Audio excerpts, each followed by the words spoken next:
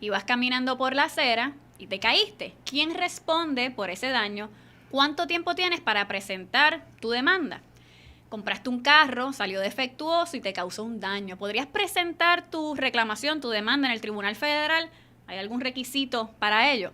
Y si el que sufre el daño es un menor, ¿cuánto tiempo tiene para presentar su reclamación?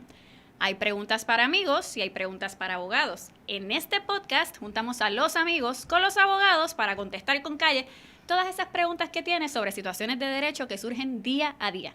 Yo soy la licenciada Vivian Santiago Trinidad y esto es Abogados con Calle. Bienvenidos y bienvenidas a Abogados con Calle, gracias por acompañarme. Hoy vamos a estar hablando de las reclamaciones, de las demandas por daños y perjuicios. Y algo que tenemos que tener bien claro desde el principio es que usted puede demandar o reclamar si sufre un daño. Si usted no sufre un daño, no puede reclamar porque en Puerto Rico no existen los daños punitivos. Es decir, que no se penaliza a una persona por una acción negligente, si es que no causó ningún daño. Para hablar sobre este tema nos acompaña hoy la licenciada Michelle Annette Ramos. Bienvenida, licenciada. Muchas gracias. En términos generales, licenciada, cuando hablamos de daños y perjuicios, se hace referencia al artículo 1802 del Código Civil. Esto es un asunto técnico, pero es bueno que lo sepan. Ciertamente hay otras disposiciones de ley que uno tiene que responder por daños, etcétera, pero por lo general escuchamos mucho el artículo 1802. Y es interesante porque este artículo te dice que tú respondes por los daños negligentes que tú causas por acción o por omisión. O sea que cuando tú no haces lo que debiste hacer, igualmente responde. Eso es correcto. También ese artículo te dice que aunque la otra persona que sufrió el daño haya sido negligente, no significa que no tenga causa de acción. Así que vamos a abundar un poquito más brevemente sobre el artículo 1802. Bueno, en términos generales, este artículo, que es el artículo 1802 del Código Civil, lo que dice es que toda aquella persona que te ocasione un daño mediando una culpa, una negligencia, está obligado a reparar ese daño. ¿Qué ocurre? El ejemplo clásico de lo que me mencionaste anteriormente, una omisión. La gente dice, pero una omisión, o sea, por hacer nada voy a ser negligente. Pues el ejemplo clásico, vas a una sala de emergencia, estás presentando unos síntomas, tal vez estás infartando, tal vez tienes una peritonitis, y el médico que te atiende no diagnostica cuáles son, ¿verdad? No diagnostica tu condición porque no lleva a cabo los estudios necesarios, no te hacen ¿verdad? Todo el protocolo necesario para tratarte y eso es una omisión. Muchas veces, ¿qué ocurre? Por no hacer nada, el médico no hizo nada, pues por no hacer nada, a veces el paciente hasta fallece. Así que tenemos casos en los que por hacer nada sí vas a responder. Vas a responder, ¿verdad? Por aquel daño que le ocasiones a esa persona a la cual tú debías tal vez cuidar. Y los casos típicos que caen bajo daños y perjuicios, caída. Bajo el 1802 vamos a ver mucho caso pues, de caídas, impericia médica. Ahí también caen los casos de productos defectuosos, como mencionabas anteriormente. Pueden ser vehículos, puede ser cualquier tipo de producto. Y pues bajo esta disposición tú puedes reclamar por cualquier daño que tú sufras, ya fue pues tuviste una caída en un lugar. O hay veces que, por ejemplo, hemos visto casos, en un centro comercial ocurre un acto criminal. Por ejemplo, va una señora a buscar un bizcocho para su esposo y durante el transcurso que va del supermercado o el lugar hacia el vehículo de motor, es interceptada y sufre unos daños, a veces hasta han ocurrido muertes en situaciones como esta. ¿Quién responde? Pues muchas veces responde el centro comercial. ¿Por qué? Porque no le tenía brindó la seguridad adecuada ¿verdad? A sus invitados, porque son todo personas lo que invitadas. Es previsible, o sea. Eso es correcto. Todos los daños que tú, como un hombre prudente y razonable, puedes prever, ¿verdad? Que pueden ocurrir si tú tienes un centro comercial abierto al público, tú estás invitando a esas personas a que vayan a tu comercio a consumir, a gastar dinero, pues tú también tienes un deber de previsión y de cuidado para esas personas. Bien. ¿Y cuánto tiempo tiene un individuo que sufre un daño para reclamar bajo el artículo 1802?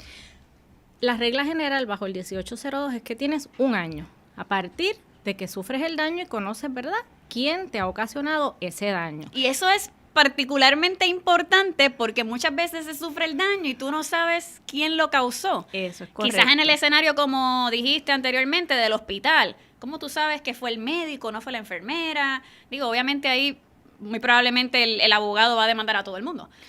Por eso es que es bien importante el acto cognoscitivo. No solamente es que sufriste el daño, es que conoces quién te ocasionó ese daño. Pero obviamente tú también tienes un deber de conocer las circunstancias de tu caso y tienes un deber de investigar que si el acto negligente, si hubo un acto negligente, ¿quién me ocasionó ese daño? Tienes un año a partir de eso, siempre y cuando seas mayor de edad. Porque si es un niño, si es un menor de edad, cualquier persona menor de 21 años, pues el término prescriptivo va a comenzar a decursar una vez esa persona viene a la mayoría de edad. O sea, llega a sus 21 años. En Puerto Rico son los 21. En Puerto Rico es 21. Pues una vez cumples los 21, tienes un año.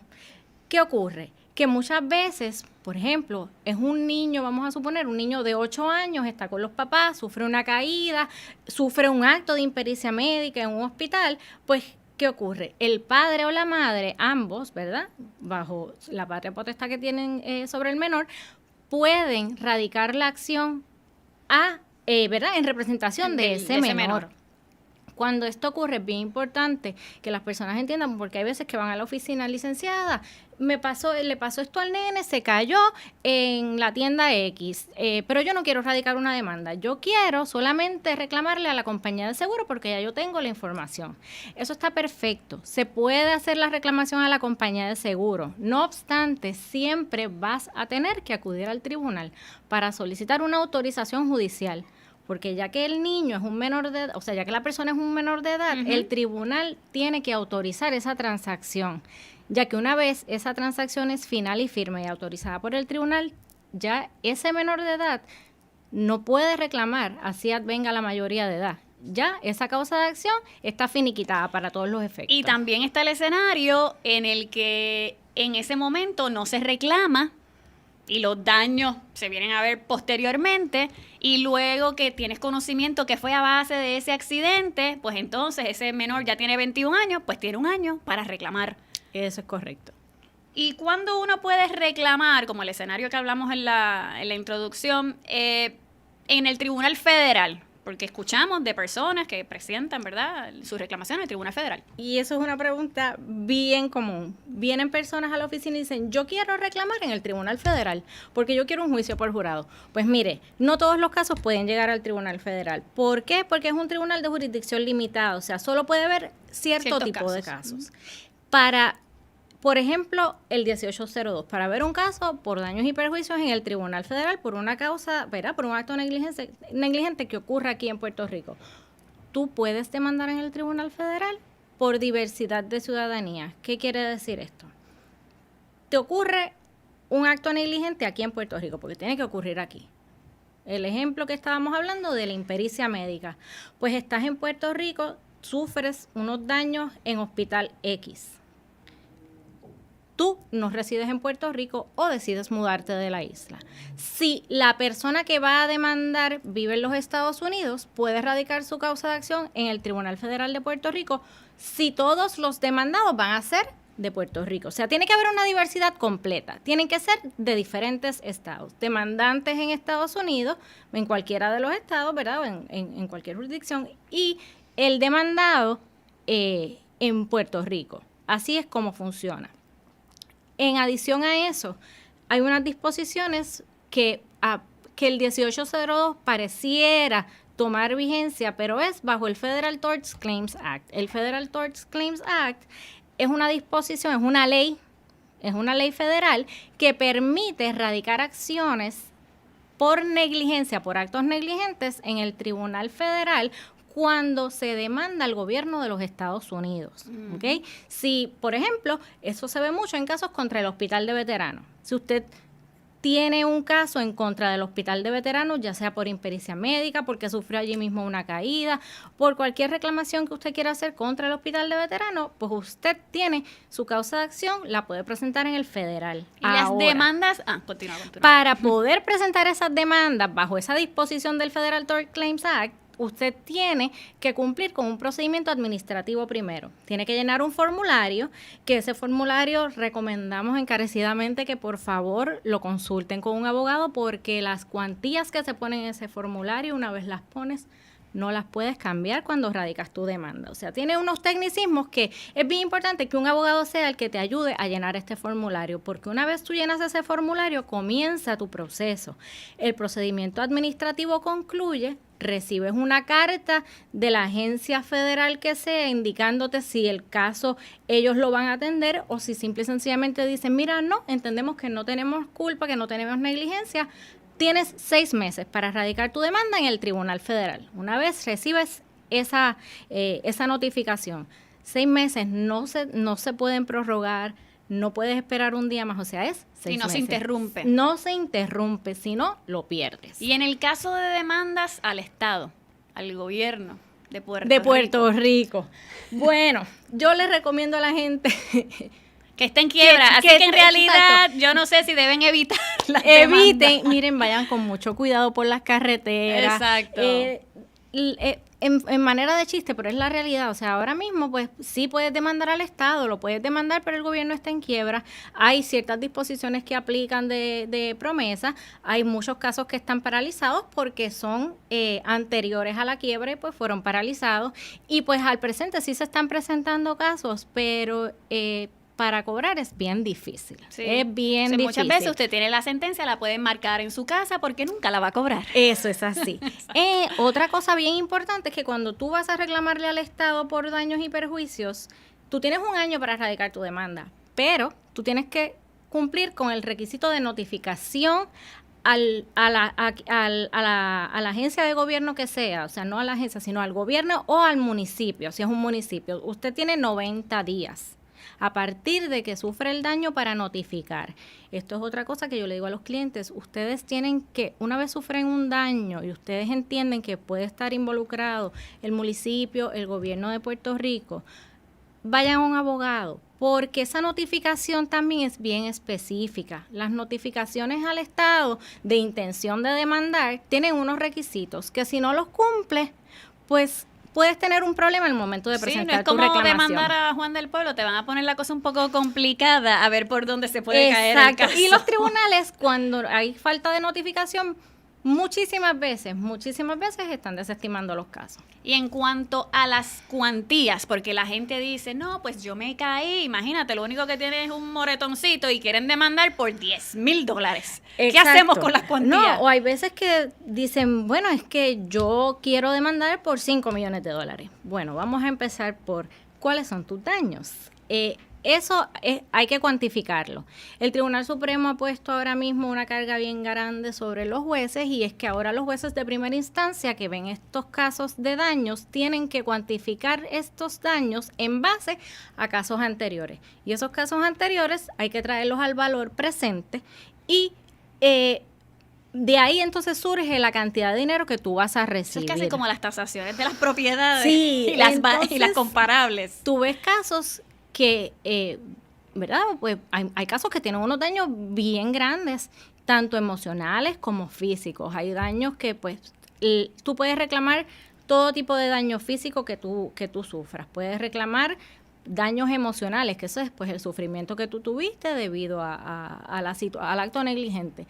Tú puedes reclamar pérdidas económicas, puedes reclamar pérdidas de negocio. Muchas de estas es necesario tener un perito, una prueba pericial, y eso ayuda mucho. Si tú tienes pérdidas de negocio, si tú tienes pérdidas de ingresos, tienes un perito que lo cuantifica, y ahí obviamente pues el tribunal no se va a dejar llevar por casos anteriores, se deja llevar por la realidad de los números de tus ingresos y de tu pérdida. Así que el tribunal va a tomar en consideración casos anteriores para angustias y sufrimientos mentales, operaciones, aunque hay más o menos unos estándares, ¿verdad? Pero así es que el tribunal va a valorar. Y volviendo al tema de los estados, o sea, del estado del gobierno de Puerto Rico, hay unos límites. Eso es así. El gobierno de Puerto Rico usted lo puede demandar y usted puede tener casos de $2 millones en daños. La persona tuvo un accidente, quedó inválida, la persona está postrada en una cama, no puede trabajar nunca más y tiene 40 años de edad. Pues lamentablemente el gobierno tiene unos topes. Son $75,000 por persona hasta un máximo de $150,000 por incidente. ¿Qué quiere decir? Hay un incidente y 10 personas perjudicadas, esos $150,000 se tienen que dividir entre ellos como buenos hermanos. Exacto, a por rata de los daños sufridos, aunque los daños sean mayores. Y cuando uno va a determinar daños, uno necesita, ¿verdad?, presentar las cantidades a base, ¿verdad?, de una determinación de un perito, de un especialista. ¿Cómo funciona esto? Bueno, los daños, básicamente cuando son daños físicos, pues hay casos anteriores que pueden basarse los jueces para cuantificar el daño en un caso en particular. Muchas veces tenemos casos que la persona sufre un impedimento que no es lo mismo que incapacidad.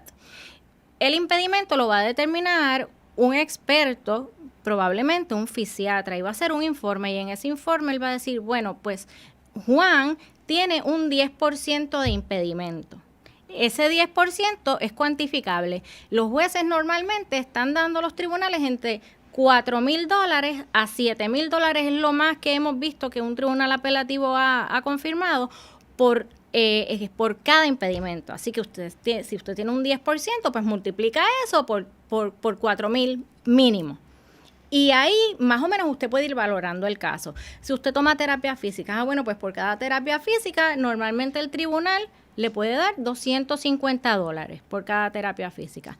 Angustias y sufrimientos mentales, eso es de acuerdo a lo que el tribunal escuche allí. Totalmente. Si lo que cree que usted ha sufrido, y muchas veces se lleva a prueba pericial también para eso, se lleva un psiquiatra o se lleva un psicólogo que pueda decir qué condiciones usted desarrolló debido a ese acto negligente, o verdad, si usted al día de hoy padece alguna condición a consecuencia de eso, o una condición anterior se fue exacerbando por este acto negligente que usted sufrió. Y cuando uno presenta una demanda en el tribunal, bueno, pues puede ser que la determinación la haga el juez, pero ellos también promueven que hayan transacciones.